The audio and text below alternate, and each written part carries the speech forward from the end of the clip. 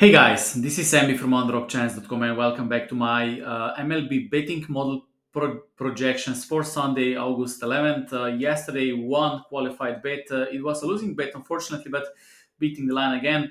But let's go to today's games. Some games will be very early, so I will just share my numbers with you, and I hope that this can help you to make smarter bets. Angels Washington, I would skip this game because Angels will start with league average pitcher, which means that the pitcher is not qualified for my betting model. Houston Boston, Hunter Brown against James Paxton.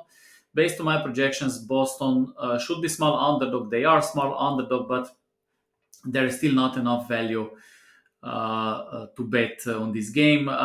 Maybe Houston is slightly overrated, but again, it is still not good enough. Texas Yankees, I think we have solid value with Yankees. Still not in that area to be qualified bet, but my projection show that Yankees should be minus 177 or 1.57. Bookmakers offer them at 1.7, which I think is very solid. So if you like Yankees, if you use this as part of your analysis, then this can be your supportive information. Oakland, Toronto, JP Sears against Chris Bassett, lefty against righty. I have Oakland here, both in first five innings and full game money line. Of course, first five inning with smaller run line.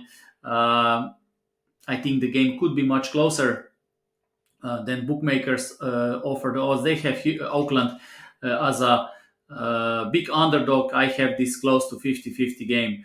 Then we have San Diego, Miami, two right-handed pitchers.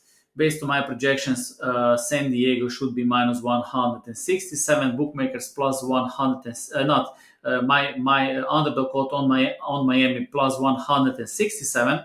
So bookmakers plus 182. So maybe small value with Miami. Baltimore, Tampa Bay, Cincinnati, Milwaukee. Those are the games I would skip. Cleveland, Minnesota, I have a value with Cleveland. David Festa, Festa.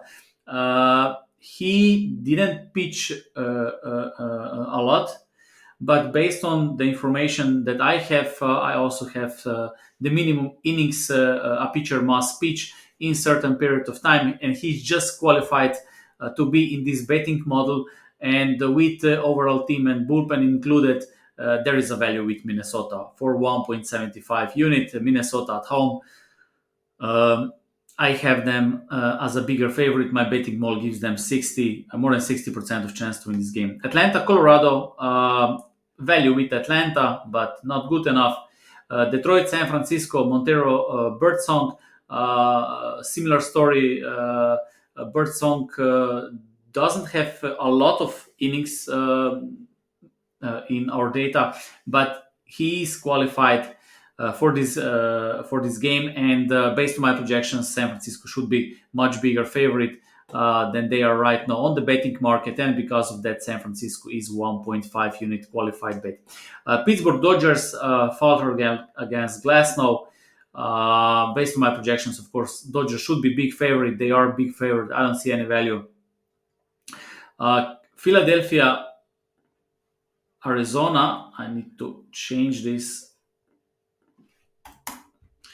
So those are correct projections here because Christopher Sanchez is lefty, and Arizona should be small favorite in this one. So they beat Philadelphia in last two games, and they are going for a sweep. But we still don't have the odds. Maybe later I might add this game if we can check it. So if Arizona would be, let's say, 2.0, there would be a value. So if we get Arizona as an underdog, this is qualified bet. As you see here, I can change the odds 1.95 to 2.20, and I can check what is the minimum odds to be qualified. As you see, minus 101 would not be qualified anymore because here the number is below 1.25 and it says not qualified. But if I change to 2 or plus 100, it is qualified with Arizona. So later I will see, of course, We also need to check the lineups. We also maybe there will be some pitcher change because bookmakers still don't have the odds yet. But it is very simple to adjust or change the player or two, and the pitcher. I don't know. You can change the pitcher. I don't know, whatever, right? Whatever picture might be later. With one click, you change the picture, and we get new probabilities and with the new odds. And then I will see if this is qualified bet or if I will not be late. Okay, so betting before the game start on closing codes, it is not smart because closing codes are most effective odds, and in theory you cannot beat them. Also, a betting model is just your guide. No betting model is perfect, but without betting model, I don't know even how people bet if we exclude hacks like arbitrage betting and comparing pinnacle lines and then trying to attack soft bookmakers. But all those projections, all those tracked bets are always against pinnacle odds. So we are going with this betting model, and of course, no betting model is perfect, and we're playing the game who is less wrong. Basically, this is something I like to say. So what I want to say is that just before the beginning of the game, it is not wise to make bets, no matter how good you think your bet is, right?